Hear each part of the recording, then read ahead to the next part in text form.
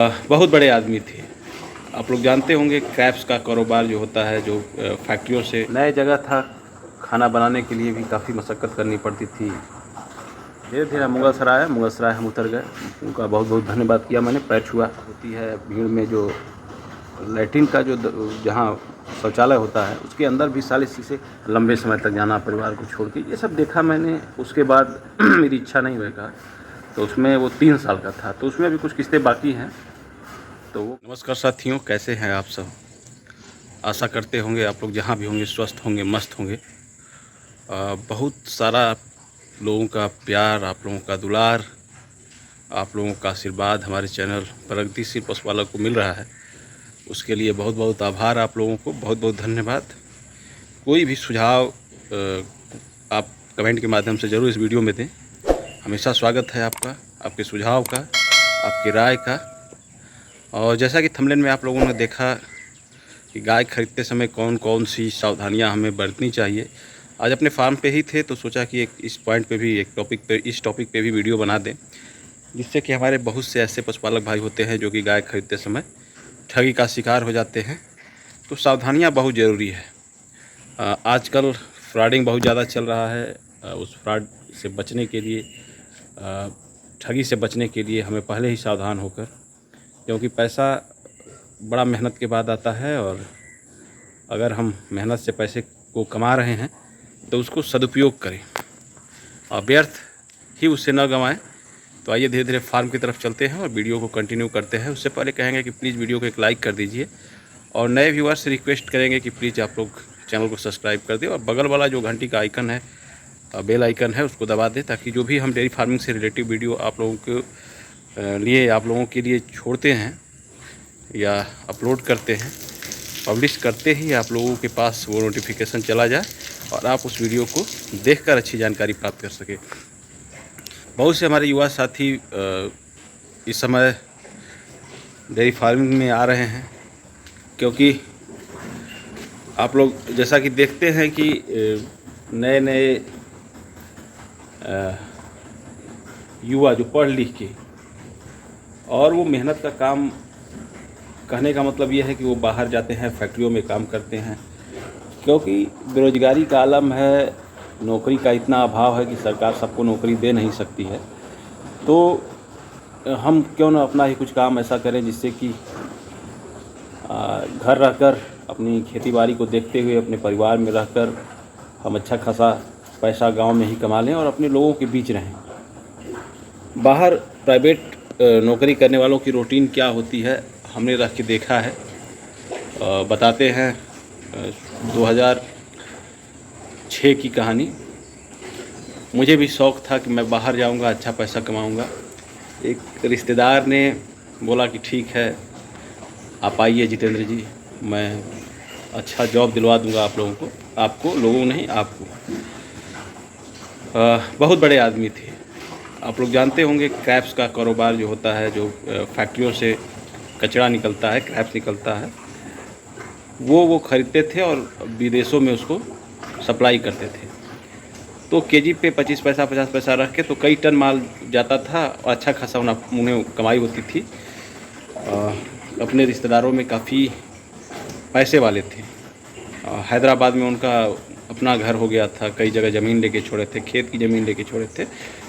तो उनसे कहा गया कि हो सकता है कि अपने ही काम में कोई काम दिलवा देंगे, तो अपने लोग में रहेंगे तो ज़्यादा परेशानी नहीं होगी। और 2006 में एज भी कम था, अनुभव भी कम था, अपने लोगों के बीच रहने का कुछ मतलब भी अलग होता है। तो मैं यही सोच के वहाँ गया। 2 दिन उन्होंने अपने यहाँ बिठा के खिलाया। तीसरे दिन बोले कहीं घूमने का मन है तो चलिए घुमा देते हैं। हमने कहा कि नहीं, घूमने के लिए मैं यहाँ नहीं आया हूँ, मुझे काम की आवश्यकता है, और यहाँ बैठ के खाना हमें अच्छा नहीं लग रहा है। अपनी मेहनत से कमा के खाऊंगा तो वो थोड़ा उसका आनंद ही कुछ और होता है। तो उन्होंने क्या किया कि एक सिक्योरिटी वाले से बात की और सिक्योरिटी गार्ड की नौकरी मेरी लगवा दी। बड़ी इंटरेस्टिंग कहानी है। मेरा शुरू से ही आदत है कि रात को हमें सोने के लिए चाहिए। अगर मैं रात में अगर जग गया तो फिर निश्चित ही मेरी तबीयत ख़राब हो जाती है, और वो 2-3 दिन 4 दिन तक तबीयत ख़राब रहती है। अगर मैं रात में जग गया तो अगर 3-4 घंटे 5 घंटे भी सो लूँगा, 4 घंटे भी सो लूँगा, तो फिर रिलैक्स मिल जाता है, फिर मैं अपने को कवर कर लेता हूँ।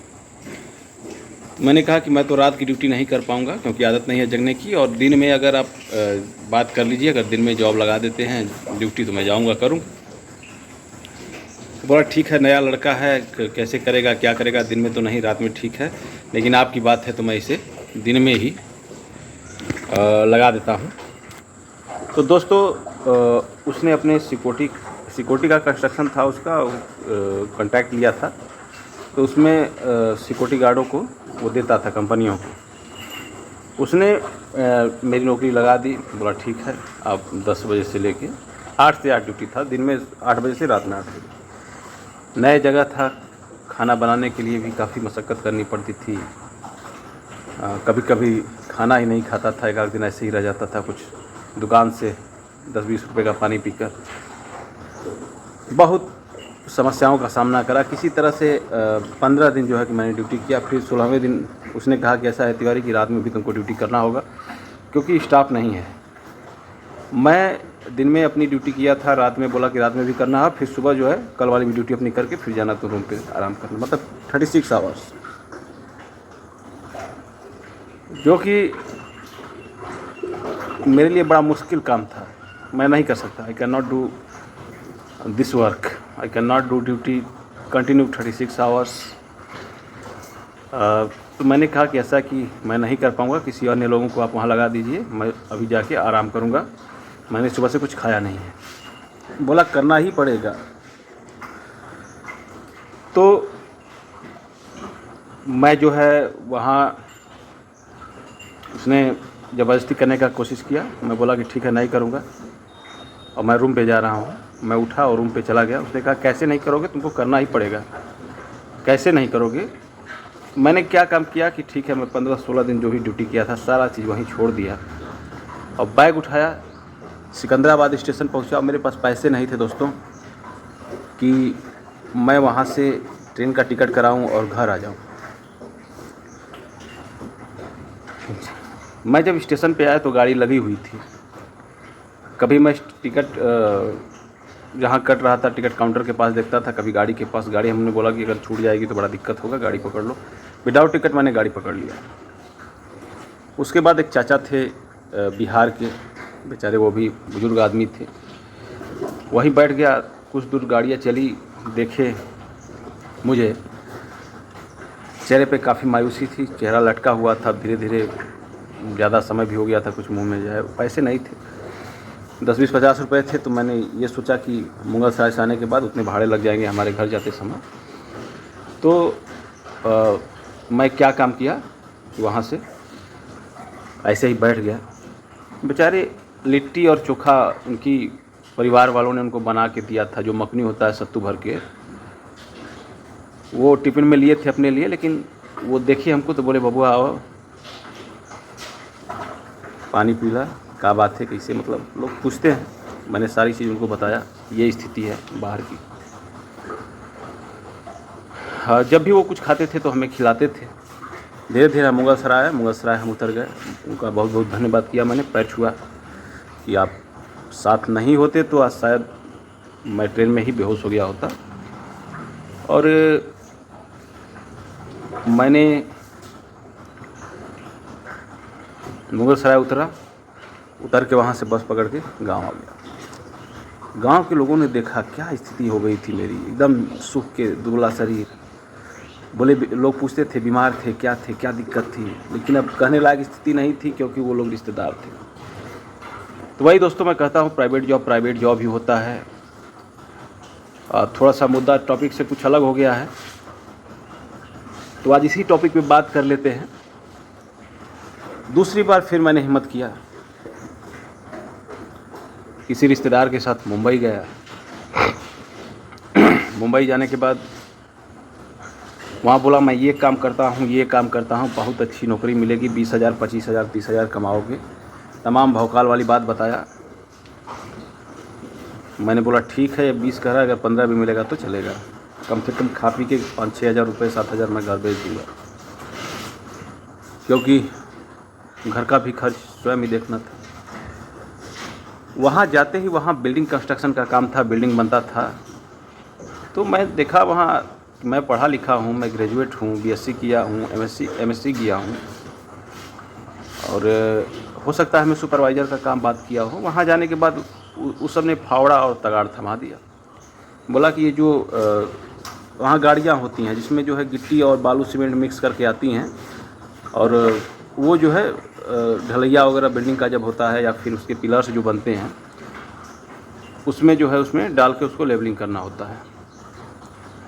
मैंने बोला यार मैं तो ये किया नहीं हूँ, लेकिन फिर मैंने सोचा कि अगर मैं वापस जाऊँगा तो फिर गांव वाले हंसेंगे, कमाई के आ गई ना। तो मैं जो हूँ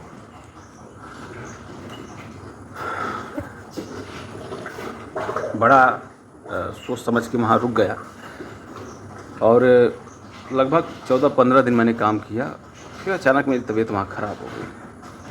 मैं रूम पे ही था, डॉक्टर के पास जाता था, दवा लेता था, जितने समय तक दवा खाता था आराम था। बाकी के सारे बंदे ड्यूटी चले जाते थे, मैं ही रूम पे था, कोई पानी देने वाला नहीं था। 3 दिन तक 4 दिन तक मैं कुछ नहीं खाया पिया। अब ऐसा लगा कि अब बचने वाला नहीं हूँ, तो मैंने बोला कि ऐसा है कि मैं गाँव जाऊँगा और मेरा हिसाब कर दो, क्योंकि मेरी तबीयत ठीक नहीं है। उसने क्या काम किया कि मात्र 500 रुपये हमें दे दिया, और ट्रेन पे जो कंडक्टर था बिठा दिया। और वहाँ जनरल डिब्बे में इतनी भीड़ होती है, भीड़ में जो लैट्रिन का जो जहाँ शौचालय होता है उसके अंदर भी साले शीशे कबार के लोग घुस गए थे। किसी तरह से उसमें भी हमें ढकेल दिया गया। मैं बेहोश पड़ा रहा उसी में, पता ही नहीं चला कब जो है इलाहाबाद आया। इलाहाबाद आने के बाद कुछ लोग थे साथ में, उसमें से उतर गए। तो उन्होंने कहा कि अरे ये कहाँ जाने वाला है, कुछ पता ही नहीं है, बताया भी नहीं, वहीं से बेहोश है। ऐसा करते हैं इसको इलाहाबाद ट्रेन पे ही स्टेशन पे ही उतार देते हैं, फिर जहाँ का होगा ये चला जाएगा। उन्होंने उतारा, चेहरे पे पानी वानी छिड़का, थोड़ा सा होश आया। मैं बोला अरे यार कहाँ आ गया मैं, मुझे तो मुगलसराय बनारस जाना था। तो वहाँ से अब शरीर शक्ति नहीं थी शरीर में। ऐसा तो मैंने मान लिया था कि मैं बचने वाला नहीं हूँ, लेकिन बस ये था किसी तरह से घर पहुँच जाऊँ ताकि घर वाले देख ले हमें। फिर मैं वहाँ से किसी तरह से पैदल बस स्टैंड गया, बस फ़ोन किया घर पे, घर से भी कोई नहीं आने वाला था लेने के लिए। पिताजी को फ़ोन किया, बोले किसी तरह से आ जाओ, मैं नहीं आ पाऊँगा वहाँ। बुरे समय में अपने भी धोखा देते हैं, अपने भी लोग जो है मदद करने के लिए नहीं सामने आते हैं। तो वहाँ किसी तरह से आया घर, यहाँ ट्रीटमेंट हुआ, ठीक नहीं हुआ। फिर भभुआ गया मैं, वहाँ ट्रीटमेंट हुआ, वहाँ ठीक नहीं हुआ। फिर उसके बाद भभुआ से मैंने कहा कि ऐसा है कि मैं बचने वाला नहीं हूँ, मेरा जो गांव है, मेरा घर है, वहीं लेके चलिए आप लोग, जो भी होगा वहीं होगा, मैं कहीं नहीं रहूँगा, यहाँ नहीं रहूँगा। मैं वहाँ पहुँचा दी। यहाँ आए, फिर कमालपुर में एक पीसी दीक्षित हैं, उनके यहाँ गए। तो उनके फर्स्ट डे ही दवा से ऐसा लगा मुझे कि रिलैक्स मिल रहा है। तो मैं जो हूँ वहाँ लगभग 3-4 दिन में फिर रिकवर हो गया। दवा चली कंटिन्यू 20-21 दिन चली, मैं ठीक हो गया। फिर उसके बाद पैसे की सबको ज़रूरत है। कुछ वर्षों के बाद मैंने फिर हिम्मत बंधाया, चेन्नई में गया। चेन्नई में आप लोग जानते होंगे गति कंपनी है, एक ट्रांसपोर्ट कंपनी है, कुरियर कंपनी है, विदेश की कंपनी है। तो उसमें मैं जॉब करता था। तो वहाँ रहना खाना मतलब सारा वो करके 9-10 हज़ार रुपये मिलते थे, लेकिन वो चेन्नई में था, काफ़ी दूरी थी। 8 घंटे की ड्यूटी थी। ड्यूटी तो आराम की थी, सामानों को मिलाना था, कौन सा पार्सल कहाँ का है, कैसे क्या गाड़ियों में लदवाना था। उसके बाद धीरे धीरे जानकारी हो जाती तो ऑफिशियल जॉब भी मिलता, उसमें ऑफिस में पेपर बना के ड्राइवरों को देना था, लेकिन पेमेंट बड़ा कम था और आने जाने में काफ़ी समय लगता था। ऐसा लगता था जैसे शरीर पूरा सूज जा रहा है। बैठने की अगर जनरल रिजर्वेशन, लंबे समय तक जाना परिवार को छोड़ के, ये सब देखा मैंने। उसके बाद मेरी इच्छा नहीं हुई जॉब करने की।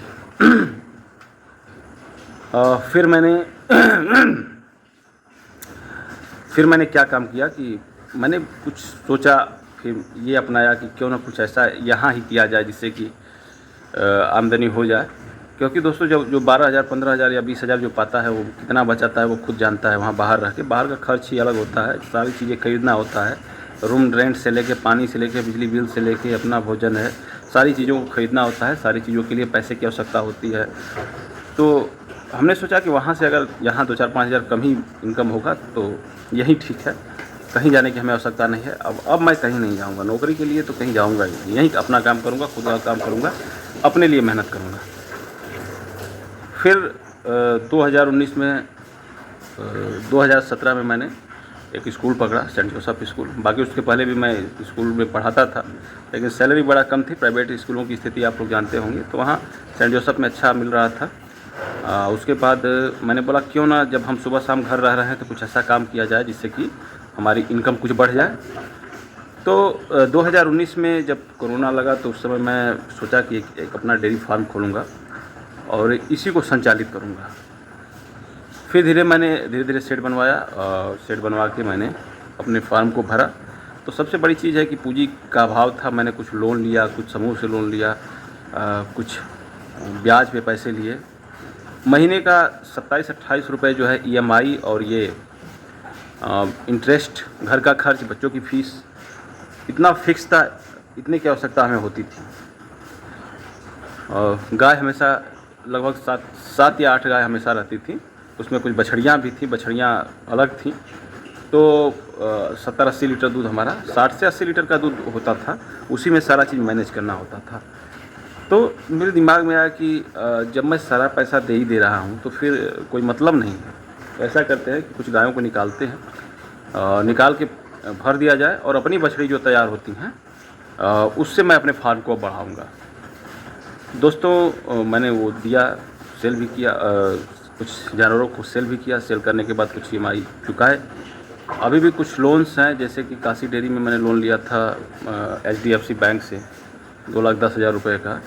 तो उसमें वो 3 साल का था, तो उसमें भी कुछ किस्तें बाकी हैं, तो वो कैसे भी करके भरना है। EMI तो भरना ही है, लेकिन लोड कुछ कम हो गया है। अब स्थिति ये बनी है कि एक ही गाय है, एक ही गाय लग रही है। एक जो देख रहे हैं पीछे ब्लैक वाली, ये सितंबर की स्टार्टिंग में बच्चा देगी, यानी जुलाई और अगस्त ड्राई ही रहेगी। तो बस, और ये जो है दिखाते हैं आपको, कहाँ गई, मेरे पीछे ही है, ये बछड़ी हमारी यही दे रही है। तो घर भी दूध चाहिए और इसकी जो बछिया है उसको भी दूध चाहिए। तो लगभग 6 लीटर करीब में सुबह, और यही 11-12 लीटर दूध जो है डेयरी पे जाता है फ़िलहाल में। तो इससे मैनेज होने वाला नहीं है।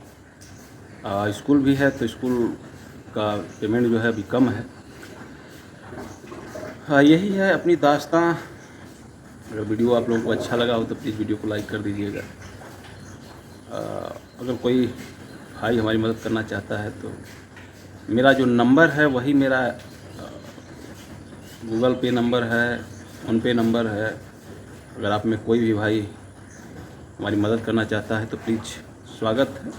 आई विल रिटर्न आफ्टर 6 और 7 मंथ, ज़रूर वापस करूँगा आपका। और कहना नहीं चाहिए, लेकिन सिचुएशन कुछ भी कहवा सकता है, कुछ भी करा सकता है। तो आज के लिए बस वीडियो में इतना ही। और मेरा जो नंबर है वो 9795217450 है, 9795217450। बाकी आज के वीडियो में बस इतना ही। नमस्कार, शुभ संध्या।